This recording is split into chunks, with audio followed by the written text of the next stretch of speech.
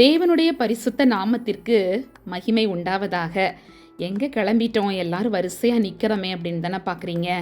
ஆமாம், நம்ம சகோதரிகள் எல்லாரும் சங்கீதம் 23ஆம் அதிகாரத்தை அழகாக ஒவ்வொரு வசனமாக சொல்லுவதற்கு கிளம்பியாச்சு. பார்க்கலாமா? சங்கீதம் 23 நம்ம எல்லாரும் கேட்க ஆயத்தமாக இருக்கிறோமா? கேட்கலாமா? கர்த்தர் என் மேய்ப்பராய் இருக்கிறார், நான் தாழ்ச்சி அடையேன்.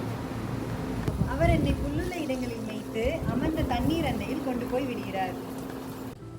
அவர் என் ஆத்துமாவை தேற்றி தம்முடைய நாமத்தின் நிமித்தம் என்னை நீதியின் பாதையில் நடத்துகிறார். நான் மரண இருளின் பள்ளத்தாக்கிலே நடந்தாலும் பொல்லாப்புக்கு பயப்படேன். தேவரீர் என்னோடே கூட இருக்கிறீர். உமது கோலும் உமது தடியும் என்னை தேற்றும்.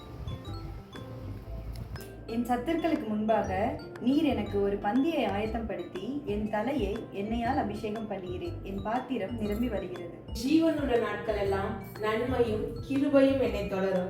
நான் கர்த்தருடைய வீட்டிலே நீடித்த நாட்களாய் நிலைத்திருப்பேன்.